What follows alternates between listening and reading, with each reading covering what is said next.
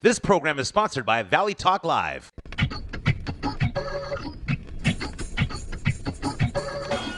Welcome to Valley Talk Live with your hosts, Jeff Crow and Marcus Reese Evans. Now is the time to talk about issues with informative, positive results. Now it's time for some Valley Talk. Now, here's your hosts, Jeff and Marcus. Welcome to yet another edition of Valley Talk Live. I am Jeff Crow, just like last week, and just as it will be next week. Joined here by the usual co-host suspect, Mr. Marcus Ruize Evans. He called you a suspect. I am. I'm a suspect of critical thought on statewide issues. There you go. You go, Marcus. Yeah. That's right. And joining us in the studio, yet another of our awesome guests that we always have, Absolutely. would be Mr. Richard Martinez from Supermex International. Welcome, Richard. Welcome, and not suspect, but suspected. That's Yes, right. There you go. Yeah. Maybe perhaps wanted. Boom, boom. As you'll hear in just a few. Let's go ahead and kick this off with Richard. Tell the people about yourself and a little bit of bio there. Background, basically, I mean, the reason for what we're doing today, obviously a little political. So I have run for some offices, mostly in late 90s, early 2000s, culminating in a 2002 assembly run. Didn't win. I didn't realize coming out of education that districts and assembly districts at the state level are extremely skewed one way or the other. No doubt. Because of redistricting, I mean, you can be in a district, but you're almost precluded from winning if you're in the wrong party in that particular area. So I didn't know that. I just had an idealistic look at what I wanted to do for education. Military matters at the state level, including security, national security, again, at the state level because it's a state seat, and a variety of other issues that I felt really passionate about. And, so that was a while ago, and just busy being dad, running a small consulting company. And now kind of, pulled in back into the political world. They say, it's like the mafia. You try to get out and they Pull you back in. Yeah, they just pull you back in. So that's kind of where I'm at now. Long history, single parent family raised by a really strong mom. And All right. Right on. grew up, Me too. Right on. raised by a powerful mom, joined the Army. Did about 3.5 years, 1st Infantry Division. At one point, I was 1st Infantry Division Soldier of the Year. The big red one. The big red one. Oh, I was gonna. It's awesome. historically significant, It is right? indeed. Yeah, the big red big red one, baby. One of the most storied units in the United States Army. So I was infantry, loved my time in service, and did extremely well. At one point, I was ready to re-enlist, and I telling people, "That's like, why did you do it, or why didn't you not re-enlist?" I had the option of I was nominated for West Point.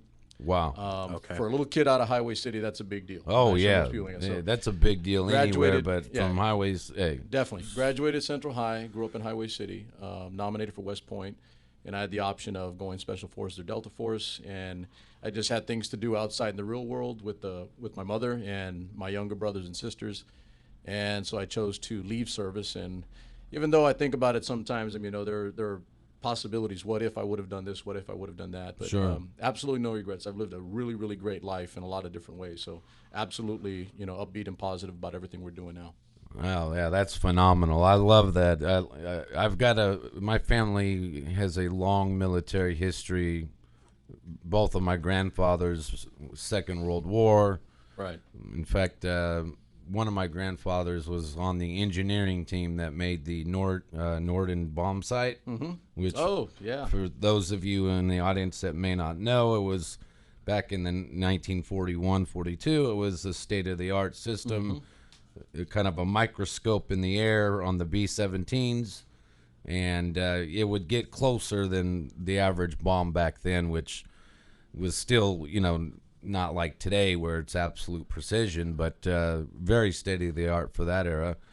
Yeah, And the Norton pretty much, so I'll add this in also. I Please. was a history teacher as well. Yes, that's right. Taught for about three years at Madera, and at Parlier High School. And To that point, the Norton bomb site, basically revolutionized bombing at the time, and we can legitimately say if it wasn't for that particular apparatus, that piece of technology, that we would not have bombed the Nazis into submission and ended that war much, much faster. Wow. It was that allowed us to move that timetable up so much quicker. I mean, you hear about the Battle of the Bulge, you hear about the infantry, and you hear about and I'm an infantryman, so I don't like saying it, but the bombing raids on targeted logistical standpoints and places that were essential to manufacturing of weaponry and hardware for the Nazis. It was a Norton bomb site that totally revolutionized that era in terms of what we were able to do to take away their ability to manufacture arms and weaponry. Yeah, absolutely. And also they sent a number of spies into the U.S. to try to get the plans for the Norton bomb site, and the FBI caught a number of German. There was prior to that there was just German immigration to the U.S. still, right? And they tried to push a few in, and apparently the FBI pretty much caught most of them, right? But they never got a hold of the bomb site. They really wanted that bad because they wanted it for, they were bombing Britain, but their bombing was much like the British bombing of Germany.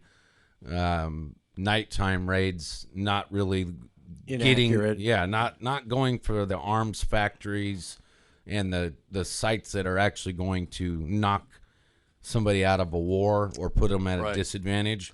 Yeah. Instead, it was just mass, large-scale bombing that doesn't really break the will of the people like people used to think. If anything, it stiffens resolve. Yeah, exactly. So Which is incredible. Yeah, and and then I had a great uncle, infantry man, is just like yourself. Stormed Normandy, went through France.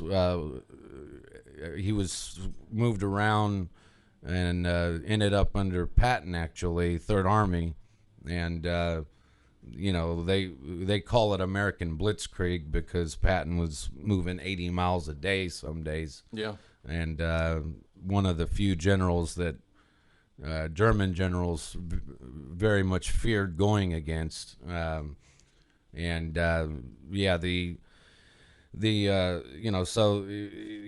one thing I like about that era too, besides the just absolute bravery, because we don't understand the concept at all of really seeing the prospect of a world conquered by a band of nutcases. I mean, really, every one of the German Nazi leaders were certifiably insane. Yep. Yet they gained power. It's the first time in probably world history that insane people, rather than ending up in an asylum, ended up in the offices of power for a country. It'd be nice if it was the last time in history. And the other thing I like about that era, that generation, and you reflect it with just how you carry yourself right now, is the humility. And I never once heard my grandparents, grandfathers, great uncles brag about a single thing they did. Right. They knew they saved the world, but they didn't talk about it and build themselves up. Unfortunately, that's a lesson that it's kind of lost. Yes. To a large degree, and I actually used to teach that in the classroom, U.S. history. The ability to be incredibly self-confident without the lack of humility and the overbearing arrogance and overweening pride of being the best at what you do. They were incredibly good at just about everything they did. I mean, and it goes a little further. I can't help it, but I'll digress a bit here. No problem. The fact that digress away. After that generation of gentlemen and ladies that fought that, when they returned, and this is no coincidence, history lesson today, into the 50s and early 60s, we had the greatest flowering of American history. It was our greatest generation, our greatest period in terms of production, productivity, creativity. I can go on and on and on. Yeah. It was just, it is literally, at this point in retrospect, as a historian, you look back, you can legitimately say that was our golden age. Right. And it was not a coincidence that it was those people from that time that suffered, that dealt with, that lost, and had understanding and perspective on a wide scope of the American tapestry, they came back and they created the greatest period in our nation's history, if not ever. That 50s era. I mean, when I was in the Army, I was in Germany, and I can tell you everywhere I went, there was a Marilyn Monroe poster, there was an Elvis poster, James Dean. It was all the 50s. That our culture was so pervasive. Nobody wanted to attack us because they wanted to be like us. Now we're so far beyond that. Obviously, I think you know where I'm going with it, but we've definitely lost a lot of that. And I just feel to bring it closer to center in terms of time period, I have not felt, and I've had long talks with vets, and I was sharing with Marcus earlier that my family goes about I think we're 5 or 6 generations deep now, service. And I'll be remiss, and my wife will kill me later if I don't mention the fact my boy, love that little dude. He's 18. He's just finished his first year that's in awesome. the 82nd Airborne. That's That's spectacular. a big accomplishment. He's a high-speed little dude. He graduated, honor graduate from basic training, went to school locally here, and went in at 17, actually. And so he just turned 18. He's completing his first year. So hey, congratulations to you. I appreciate it. Thank you know, it's a testament to him, but it's also to you and your wife as well. You know, you got to raise them because they did don't all your want to job. go anymore. A lot of them don't want to go anymore. There's still valuable training to be had, though, and I won't plug so much the U.S. Army, but the other services as well. But there's a lot of training you receive in service nowadays that you cannot receive anywhere else. Right. So I'm still a massive advocate for young men, young women that would like to serve for 2 or 3. I mean, legitimately, my boy will do 3 years. Right. He'll be 20 when he's done with his U.S. Army degree, and then he'll probably go to an Ivy League school. That was the track he was on. So he'll have multiple degrees. It'll just be a little detour and a little bit of growing up prior to going to college. Yeah, you know what? That's something that I've most people know. I've been a journalist prior to this. I've written articles for numerous publications and whatnot. Right on magazine. But I've written about this whole idea that maybe we should have a couple of years after high school. Don't do it, because I've been trying to stay away from that for a long, long time. But the more I go about this, the more I see the majority of young men I meet, and aside from the other things, I run a nonprofit that's all amateur wrestling in Fresno, Madera County. So I've been around boys, young guys, for 20-something years now since I've been out of service, been almost a quarter century. And invariably, I look at what's going on, and most of them are not men, right? Legitimately, not like, again, the World War II generation where you're a man at 18, 19 years old. Right. Okay, they're not men, nothing personal, but just fact. They're not men until their mid-20s. And I don't feel that giving a couple years, and I'm just saying too, giving a couple years of service is going to harm you. If anything, I've always said it can't hurt you. It can only help you. How much it helps you depends on you individually and how much you choose to make of it. Right. And for me, it was a massive change in thought process and a massive redirection of an energy and a life.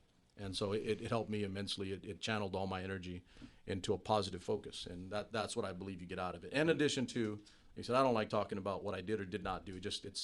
We state fact, this is what we did, move on, and not trying to aggrandize or get more out of it than what it is, on the surface. And that old term, it is what it is. Well, you serve, you do your thing, and you're not running around telling everybody about the great things you've done. You just say them, statement of fact, no overconfidence. Again, statement of fact and move on. These are my qualifications. These are the things I've done. Yeah. And this is what makes me qualified to, for instance, go into a variety of fields and do well. Yes, absolutely. And I when I've written about this, I said, look, military would be one choice, but even doing doing work for your country. Anything really anything that's going to create a feeling inside of somebody that's indelible, that will never go away, of honoring your fellow citizens, honoring yourself. It could be working with people that have you know, let's say that are wounded from Right. combat, or have issues from genetics or whatever, Right. other Right. things, so that youngsters get this feeling that, you know, there's a much bigger world out there Yes. than themselves. Outside of themselves. Yeah. Right. And also that, you know, something that touches their soul and lets them know that, you know, I should feel really fortunate Yeah. for what I have, even if it's, Oh, definitely that. you know, I don't know about you, but I grew up in a working class household, so we didn't have every single thing, every gadget and toy that every, you know, some of the more wealthier kids did. But you know what it caused me to do? It caused me to deliver the newspapers. And, you know, it caused me to knock on my neighbors' doors Yeah. and ask them how much can I earn to pull your weeds and Right. to mow your lawn. And, you know, so it instilled a work ethic in me out of necessity. Yeah. You know, and after a while I realized, hey, I don't need to go out and buy all the Nintendo games and whatnot. Perhaps I should save some of this. You know, so, Right. yeah, you know, it taught me that lesson. So Well, I would have bought the Nintendo games too. but- I did. Right, yeah, you have to- Don't get me wrong. yeah, I priorities. got the good ones. Priorities. Well, you know, Richard, you and I were talking a little bit earlier, and we were talking about the skills. I think you mentioned that the military does teach veterans. Now, a lot of people are thinking, I think we talked about this, oh, you're taught how to fight and be tough and go without sleep. Yes. And then there's a lot of personal skills, organizational Right. skills that we were talking Right. about. You mentioned being able to be confident and yet humble at the same time. Yes. Top 5 skills. Not physical, not learning how to fight, not learning how to be tough. Oh, man. That someone is taught in the military. You're disabling him with your question. Well, we talked. You said there was a. You were going on. there He is- was. there is so much. He All right, was go telling ahead. me there's a All right, lot all right. there. Give a lot of precursors and stipulations. And it's important because I know that we are still having to have a national effort to make sure that all the people who are retiring out of the military service Right. are able to find jobs and be Yes. employed, especially in a difficult economy. Oh, yeah. Yeah. So what is it that employers and business owners aren't aware of when they need to think about veterans as their next employee candidates? What are the top 5 skills they may not recognize? I need somebody who has this and knows how to do this and thinks like this. Right. Well, let's do this, and this is the hard part. I mean, but it's again just being honest and always open, candid, and forthright. You know, to the point.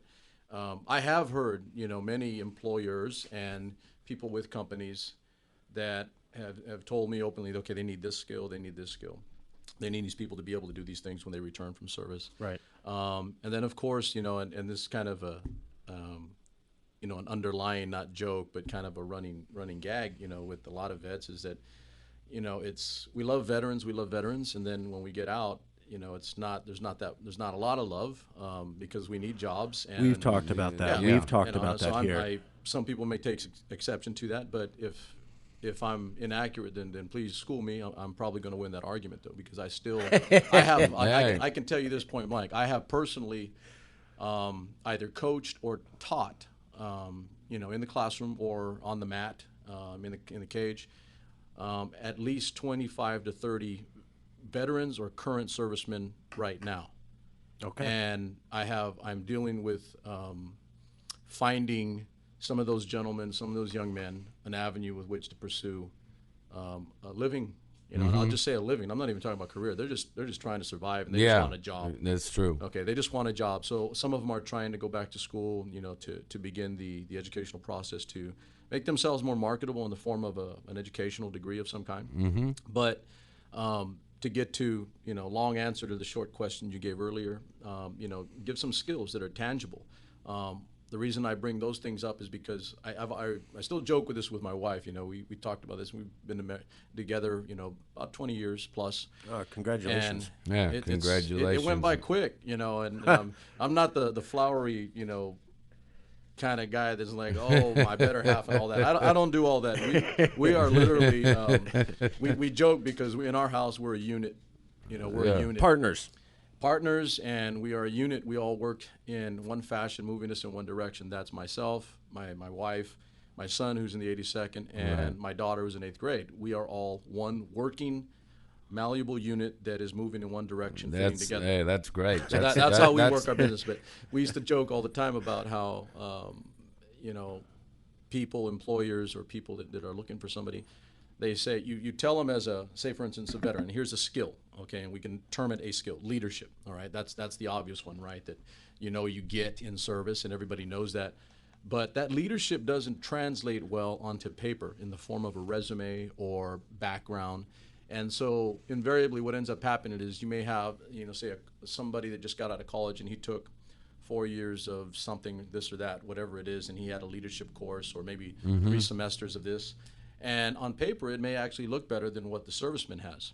I'm not going to, you know, mix apples and oranges, or apples and apples for this case, but what ends up happening is that it's kind of lost in the shuffle, that leadership skill that the average veteran has received, in some cases, under fire. Absolutely. Now, I'm going to go a step further here and talk about, you know, again, same with you. I had both of my grandfathers were in World War II, one in the Pacific, one in Europe. And those things cannot be overemphasized, but they can be misunderstood or not understood fully. So when you say leadership, there is a differing degree, and almost every veteran I'll talk to or that hears this will agree 100%, that leadership under fire, leadership under extreme stress and duress, with the end result being you dead, is much more serious in a heartbeat. Oh, and so those hands down. Those skills become magnified tenfold. So having a crisis situation, and you know you have to make a deadline or something, those things become, you know, and I don't want to be flip about it, but they're not as stressful for me. That's completely understandable. I just, you know, my wife's always giving it to me about, like, I don't have a lot of gray hair. I'm in my mid-40s, and I look like I'm still 30. Yeah, you but do. I've learned to manage the stress well. I'm extremely healthy. I don't get sick, and I'm lucky in a lot of ways, but I've learned to manage stress and learn to discipline my body and my mind to be able to handle difficult situations much easier than most. That's a leadership skill that is, I mean, invariably, it can't be translated onto paper so that it looks good for an employer. Okay, so leadership, communication, I mean, there's almost nothing that I'm afraid, I'll speak for myself, but there's almost nothing I'm afraid to talk about, because I was broken down pretty well, you know, that first few days of basic training, and you learn to grow from that, and I'm comfortable talking about every issue and to every issue. So communication becomes a massive, massive upside for the average veteran. There's no, again, I'll go back to the fear thing. There's not a lot of fear in these things, because the fear that we had was possibly getting shot or killed. This no thing doubt. kind of doesn't meet that standard in terms of stress or duress. Yeah, exactly. I have a lot of friends who have been to Iraq in particular, some Afghanistan, but the ones that have been to Iraq,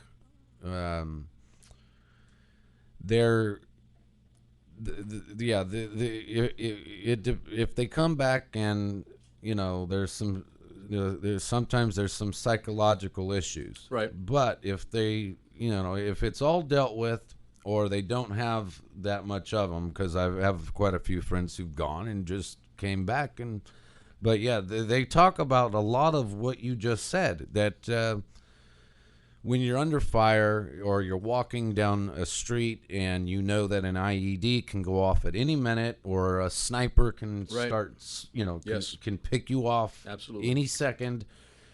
There's a tenseness, maybe, and the way they describe it is maybe the first 2 days. But after that, you mentally adjust to it real fast. Yeah, and it's part of what God gave us all, which is our survival instincts. Right. And very few people can hone those in because they are not pushed to that level. Or I'll go a step further, or they really don't have to. Yes. I mean, and that's and this kind of No goes to doubt. the American fabric, right? We no longer have to work quite as hard as we once did. Very Therefore, true. some of those skills, and I'll again, go back a bit.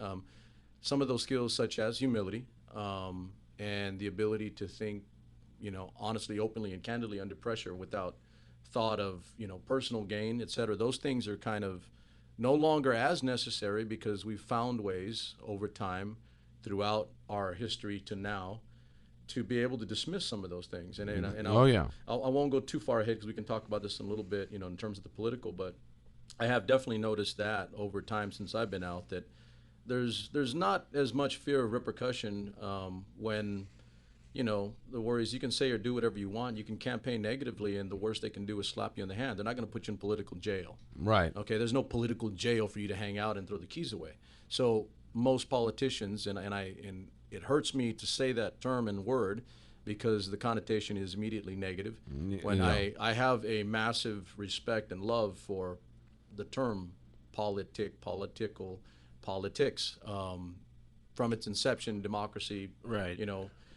Ancient Greece, 500s BCE. I can go on and on, but that is a different term and different look. I still think of politics as public service. So what I was talking about, Marcus, earlier was that I have never stopped serving. I have been working with kids, young men in particular, trying to build a better man that graduates a high school and goes off into the world for the last 2 decades plus, since I left service in 92, so 22 years. I still serve, and I'm still serving. And in a fashion, I'm still serving now, only it's in a political form, which is, again, public service. And let me get back to, I haven't answered fully your question. I haven't forgot. Okay, so We're halfway through. I gave you leadership, and then I gave you... Handle stress. Okay. That they know how to handle stress. They can handle stress Crisis. under... We'll call it crisis management. Crisis for the, management. for the Yeah, business set. That's the term. Yeah. I'm just messing with Crisis- it. Go ahead, Yeah. take it, Crisis Marcus. management, stress, duress. Yes, all of the above is... That they've done it. They know they can handle it, and you as the employer know that they can handle We it. have 'cause a it's lot of actually documented. skills. They just, let's put it this way: God has given every single person a lot of instincts, a lot of skills, Right. but a lot of them are. I think part of your point is a lot of them have been lost or kind of going on the back burner because They've atrophied. Necessity. It's like a muscle. You don't use it. So Yeah, guess there what? you go. It's no longer there for you when Right. that time comes. But in essence, the American fabric has atrophied in a lot of different ways. And Yes. and this, I guess this is a conservative show, right? I don't know. No, we're about common sense. Well, I tell my and both- you're fitting the bill quite well. I tell my buddies both on the Democratic side and the Republican side, all my homies on both sides, that those things are not any one particular party or set. They're American. Yeah. And we've kind of lost sight of that. So when I discuss or argue those points with people, they'll say, "Well, what are you, a Republican or Democrat?" I said, "Does it matter?" Seriously. Exactly. Right. Does it really matter? No doubt. Right. No doubt. Right. And a lot of people don't know and forget, and here's the education again. We didn't have a Republican or Democratic Party at the inception of this country. Yeah, George Washington was the first and only independent, Yeah. nonpartisan president. It was only after that he began to say, but I'll go a step further, and I love to use this in my history course. Yeah. We are long past the day, and sad for us as a country, long past the day when we had a legitimate Adams and a Jefferson on opposite sides in terms of their beliefs and where our country should have went. But Yeah. we're so far beyond that. It hurts me to even consider it, because those two gentlemen would sit down, rant and rave, rail at each other about what they believed the vision of America should be or where it was going. But they almost invariably came to consensus for the good of the country, not themselves. We No don't doubt. do that anymore. And I think it's obvious because we're so ripped and shorn at the national level, and even to a degree, at state and local. And that was one thing that I did not like about the political world, is that, you're actually seeing it, and you can save this because this is one of my lines. I didn't like the fact that when I told people, and they're like, "Well, that's being naive, Richard, that you can't attack and you can't do this." And I said, no, naive is not knowing better. I actually know better. I choose not to do it like you. Right. So you can't say I'm naive. I'm just different. Yeah. And in my world, I celebrate my differences. I don't shame them or hide from them. There you But go. that's I love using that term. Naive is not knowing better. You can actually know better and act and do better. And that's the way I approached. Well, for one, what you brought up earlier with the gentleman I ran against in the 29th Assembly, I never went negative, at all. Yeah. Even though obviously there was plenty of material there for me. Sure. I told people if I lose, it will not be because I went negative or positive or whatever. I chose to emphasize the things that I wanted to talk about. I chose to be positive, upbeat, and progressive moving forward, and bring real issue and serious talk to the matter. So I never went negative, and to be honest with you, I don't think it would have mattered anyway. I mean, it was more the structure of the district in terms of partisan, vote numbers than it would have been anything else. So that year was a very that year really marked. Sorry to interrupt you, Richard. No, go ahead.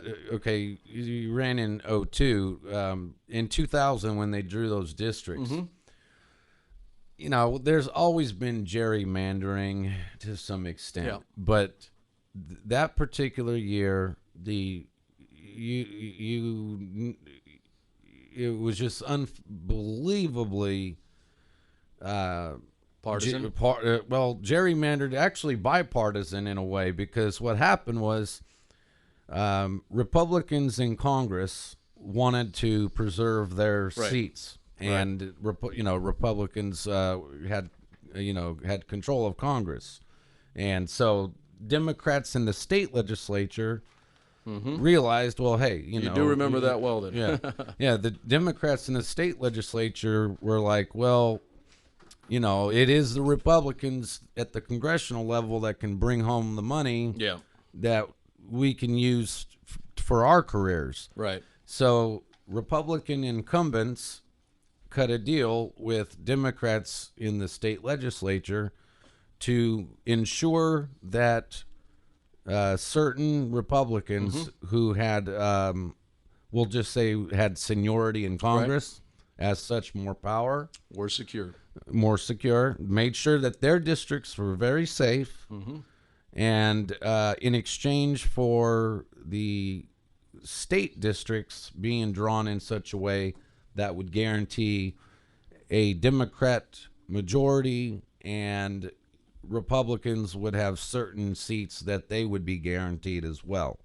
I mean, it's a really bad, it's a really bad thing. Bad if you're on the other end. Right. Definitely. Right. And it's a sign of severe corruption. I would almost go as that far as saying that, when you've got the senior members of both political parties behind closed doors, and they all come out smiling. Yeah. That something went, if you see that, something went down in that room. It definitely with precludes the cigars and the it precludes any possibility of any type of change, good or bad. Right. I don't think a single seat changed. I don't think so either. I'd have to go back and look, but I will say this is the scary part of that whole situation was I actually got, and I'm a pretty middle of the road guy like most people, and I've got some conservatives, got some liberal issues. I'm all over the place in really terms most of people I think are and most people are really. Yeah. But when that was done, I actually got the Democratic vote for the party that I was nominated for, and I actually got a sliver of Republican support, and I still got crushed, and that's what woke me up to where we're at in terms just how of gerrymandered. And the same thing happened reverse in other districts. And exactly.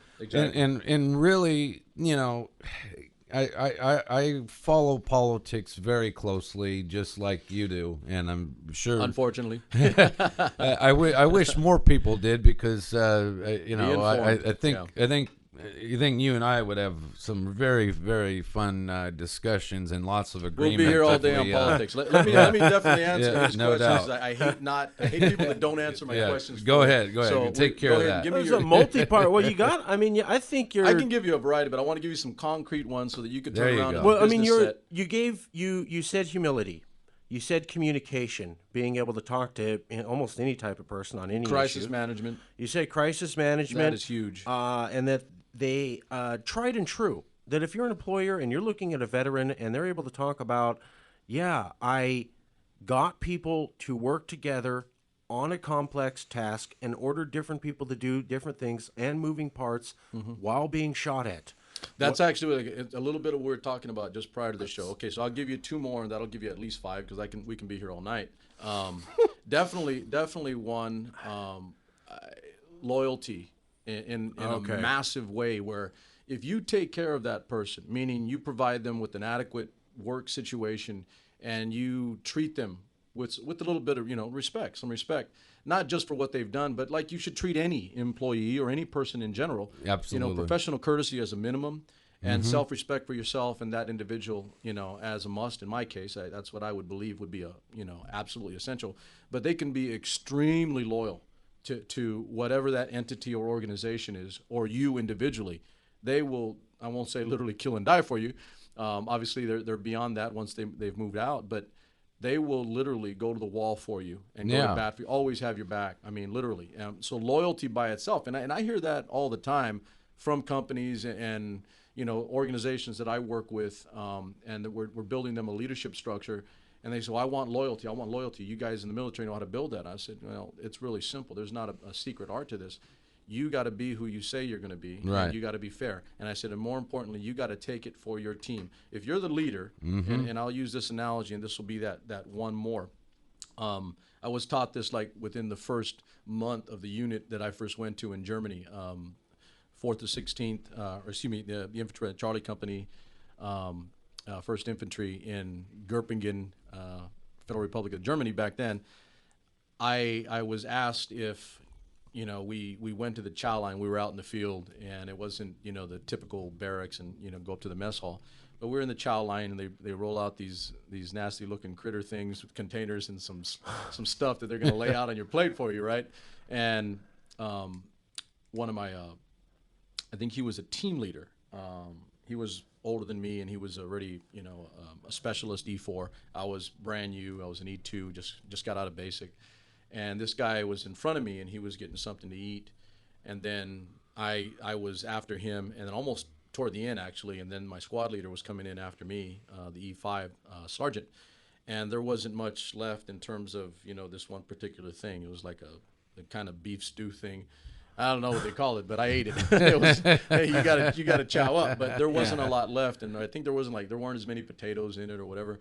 And so they slopped it on there, and I grubbed it up. And turns out later that my squad leader got on that team leader who was in front of me in the line. And I'll never forget this conversation.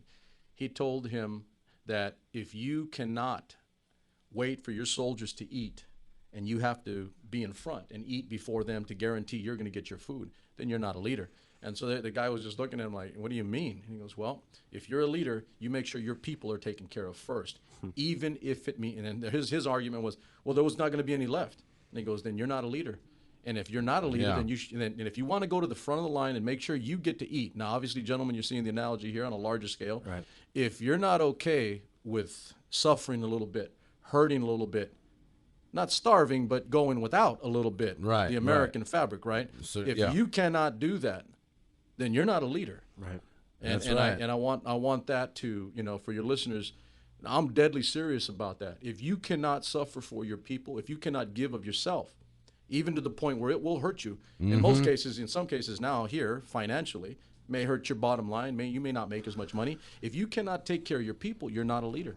I still have that in my head as a rubric for building leadership skills. Yes. That if you can't do that, then you will never, and to go to the number 4 point, if you can't do that, you will not foster loyalty at a high level. I wouldn't be no loyal doubt, to you. and no doubt about that. There's no loyalty for me there. Yeah, if You're just another soldier. yeah, one thing I've worked in sales since about the age of 18, 19. Found out I was fairly good at it, and so but one of the things, even when I became like a sales manager somewhere, I always had the view that I am going to stay in the trenches with my men. I am not going to be a guy who is back at the back in the safe zone. Yeah. You know, Right. having a drink of Calling Coke. the shots. Yeah. I got your back way Yeah. back. Way back. Yeah, I'm not Way going to back. be in the rear with the gear, you know? I'm not going to be back there sipping on cognac and eating the best food that there is while my men are at the front starving. Right. So you see, I mean, I love using that because people like it hits close to home when you start talking about that thing. It's not just food, obviously, but in the civilian world, the regular world, it's about maybe you not making as much money because you're paying your people a little bit more, you know, Right. whatever that means. Exactly. But the return on investment is massive because maybe you'll never have to retrain somebody because that guy will stay with you for the rest of his life. Right. Great point. Yeah, Great there's point. massive value to that. Absolutely. So and loyalty is the answer to that other. Yeah. In fact, Yeah. and there's so many benefits we could spend all day on that, Yeah. but one of the ones that I saw firsthand with paying a little bit more was that I didn't have to manage as much because There you all of a sudden Right. They can handle their business. Yes, Yeah. and they had such an incentive to do so. Right. It's like, okay, well, you know, we all do, you know, cost versus benefit, all that kind of stuff in business. Well, okay, all right, say I don't make quite as much, but, you know, 25% less, let's say, and it's kicked to my workers. Perhaps 50% of my work load will go down. Exactly. Right. Because they'll gladly pick up the slack and the machine will function. Right. Right. And it will excel. And my competitors, they will lose their best guys. Well, and eventually what will happen know? is you'll wear them out over time. And that's some of the things, those are some of the things that, I was talking again earlier with Marcus before the show started is I see that as massive return on investment. Let's use the business terms here. Oh, yeah. Massive return on investment in what is essentially human capital. Right. If you can maximize your human capital by investing heavily, you'll not have to train new people. They'll stay with you longer. They'll probably be better trained and more efficient at their position, whatever it is, Right. Than the competitors. And eventually, and this is what I love, and I'm actually looking at this now, like for campaigns and things like that. I love breaking people. I love breaking the enemy over time because they cannot handle the stresses. It is a and the fun thing. difficulties. It is. It I have is. to admit, I agree with you 100%. And I love that. Like I said, if I had a mission that I had to conduct now, I would take my 20 guys that I mentioned earlier that have all served and they've been with me. I mean, they will literally take a bullet for me. But if you give me those 20 guys, you put us out in the jungle with anybody else and their 20, I'll destroy them. And I'm not exaggerating, but Right. if for anything less than just the fact that our attrition level it would be negligible for us, we don't stress and we don't panic. We just continue to pressure you until it's like you're pinpricking somebody, and before you know it, they've bled out because they have a million little holes all over them. It's not just one massive hit; it's just a slow, progressive, grinding destruction, and that is and that I'm learning to transfer that into, say, the business world or campaigns, et cetera. And Right. and I'll be honest with you, I didn't know that. I didn't know I can do that, when I was in my 20s and I was running for my first couple of seats. I just, I was humble, respectful, disciplined, and I listened to all the people around me. Some advice was not good, and some of the advice tried to take me out of who I was. Right, And yeah. for anybody out in the political world now, there are a lot of experts, but the one thing that I will say as an historian is that if we didn't go that route and we stayed true to who we are, and you talked about what you want to do, you don't talk about what the other guy's going to do. You don't worry Right. about what they're doing. If you're good, if you're the best at what you do, what do you need to worry about? You hear it in sports all the time. Sure. You make them play your game, or in my case, you make them fight on your battlefield. There you go. And then in which case you're going to win your fight. Don't Right. deviate from that program. Don't deviate from the structure. And those are the things that, again, I was talking with Marcus, that those are the things that I try to teach and educate leaders in business and in education, actually. I'm doing more with people in Yeah. education now because, in essence, the educational structure, whether they know it or not, and I'll say this for anybody out there, superintendents and boards, the educational structure is a military structure at core. Most businesses are also Sure. a military structure. Yeah. You have a commander, in this case a CEO or a superintendent, and they have subordinates that are in charge of specific responsibilities, Right. curriculum, human resources, et cetera. Those are all military-oriented in structure. And so what I'm doing is I'm actually getting to some of these companies or educational components and organizations and reteaching them where the inception was to begin with, what those organizations began as 150, 100, 200 years ago. That's what we're trying to rebuild. So we're basically teaching them the way it should have been and what it isn't anymore. And again, that's America, right? Yeah. Well, let's stop real quick. Just real Go quick. ahead. I'm missing questions. Come on, go Marcus. To bring the people in Radioland up to speed. So you've been listening to Richard Martinez, who runs the company Supermex International. That's Supermex International, and you've been listening to him talk about leadership and characteristics and personality skills that he's seen in veterans and you should think of when you're considering people to hire. But also what we heard was a man who's realized what it takes to make a high-performance team, realized what it takes to actually all the individual characteristics to make things happen. And we met you while you were working with a group of people here, teaching them how to get organized. I think before the show you were saying, I bring order to chaos. I bring organization. He knows the yin and the yang. The yin and the yang, and he's all the above. Yeah. So I wanted to take a second to bring everybody in Radioland back up to speed. You are listening to Richard Martinez, and if you'd like to contact him for Supermex International Managerial Consulting, you've heard the guy talk about leadership skills, characteristics needed to build a high-performance team, and some of what he does and could do for your company. Richard, how could people get a hold of you or Supermex International? Just, the phone number, I guess. That's always easiest, right? It's like your on-call, portable, everything, right? 559-906-5399. Got a lot of different names, but that's the one. So I think we can go. We're going to end up running out of time. We talk all day. I like you guys, man. We could talk about American stuff forever. Believe me. Our show's a unique one. It's not the stereotypical. Okay, I'm going to complain about my country. Yet, even though I'm complaining about the U.S., I'm waving the U.S. flag, and I'm offering nothing to no solve solutions these things, and ever. And any caller that calls in that agrees with me is more than welcome to complain along with me. Those that disagree, I'm going to find a reason to go to commercial. Right. But so we don't do that. Aren't interested. Ours in doing is that. Collaboration because we're changing the paradigm of radio as we speak.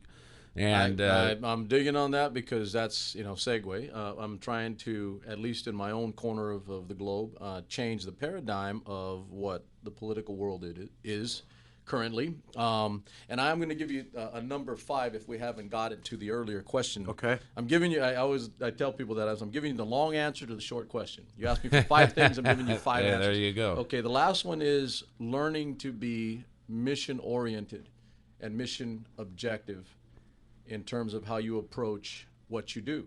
And I have learned to apply that to, say, the political end of a campaign. Mm-hmm. As I was educating Marcus earlier, the term campaign itself is military in origin. Right. It's a military campaign. We're Absolutely. just applying it. We make it applicable to the political world. Even the words.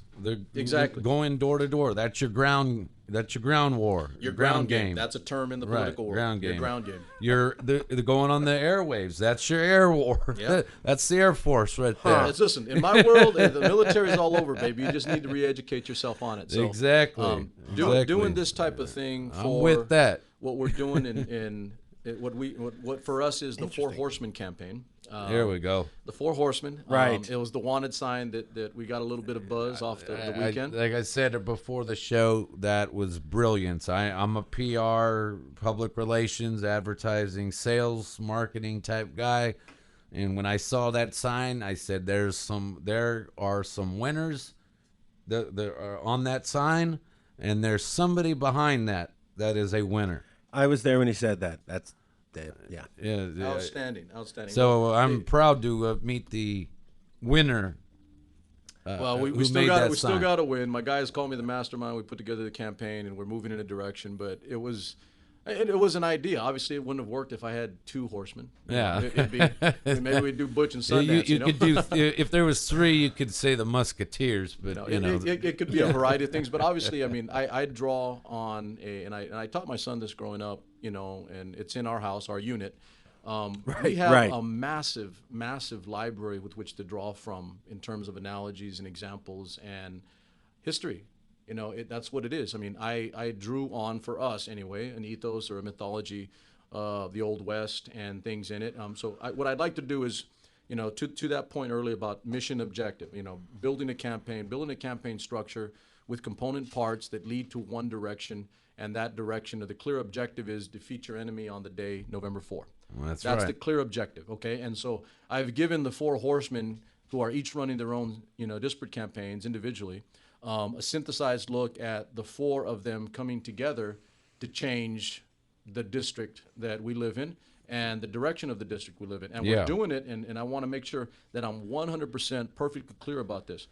Our campaign to this point, the Four Horsemen campaign, has been 100%, absolutely no question, positive, issue-oriented, and a progressive motion by our gentlemen. We've not talked anything negative in any fashion about incumbents or challengers or anybody else. Yeah. I mean, and again, I come from the political world in a sense, as I've done this before, and I believe that, again, naive is just not knowing better. It's not just that. It's I know better. I choose not to do it that way. So in this particular case, the Four Horsemen are running a clean, issue-oriented, mission, objective, goal-directed campaign. And so, like I said, I want to get that out to all your listeners.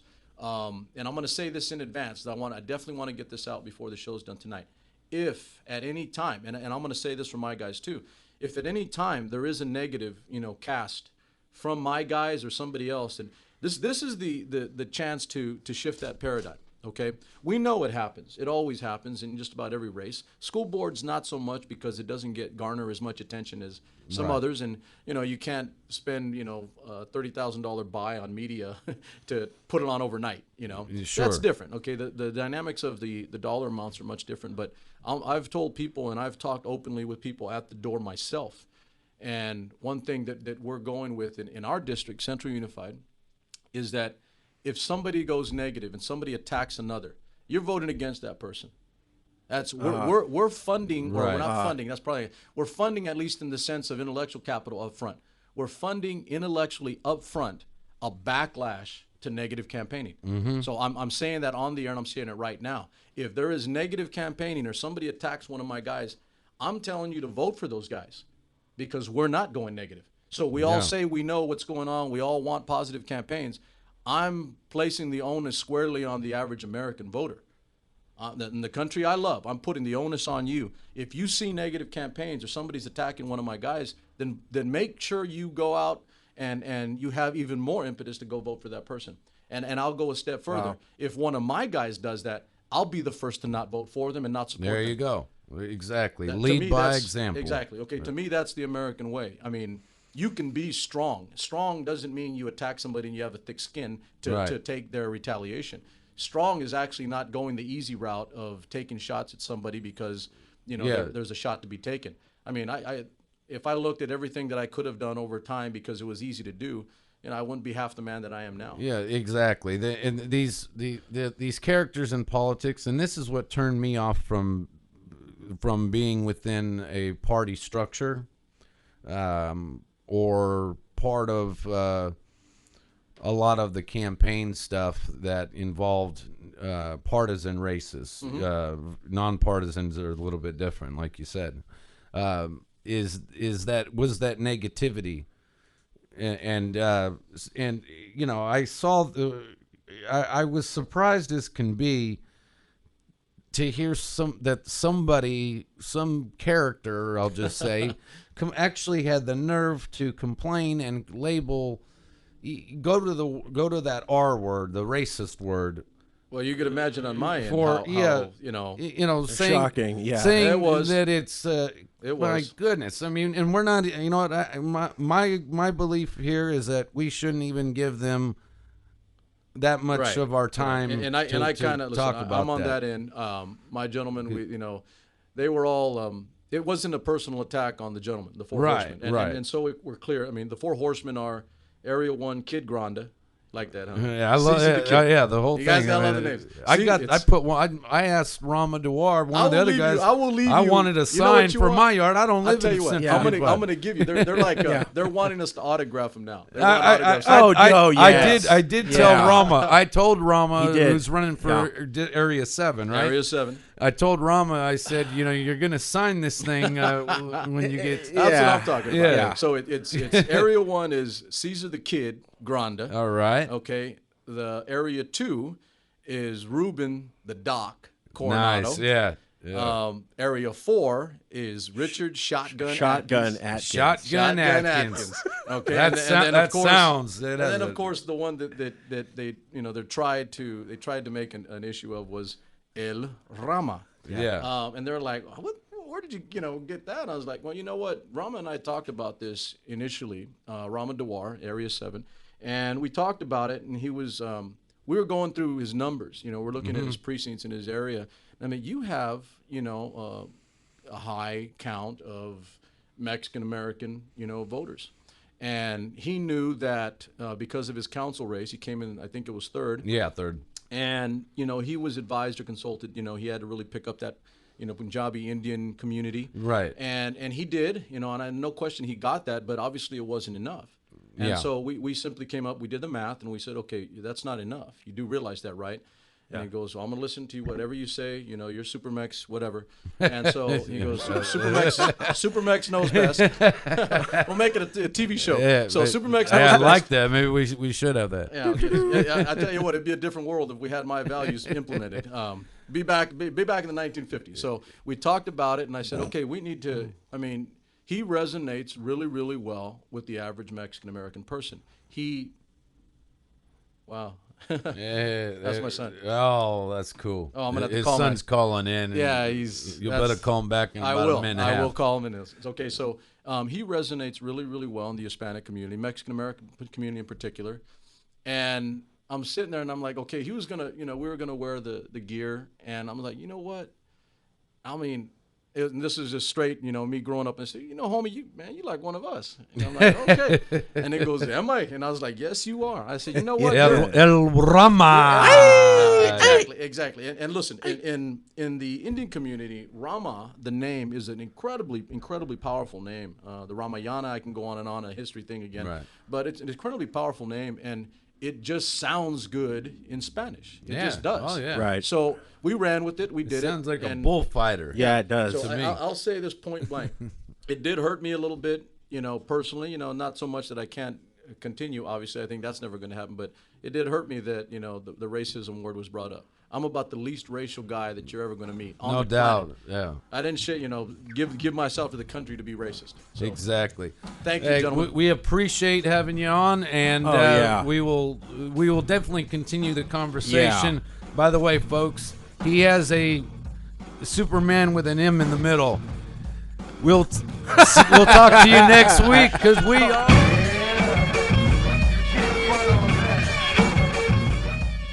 This program is sponsored by Valley Talk Live.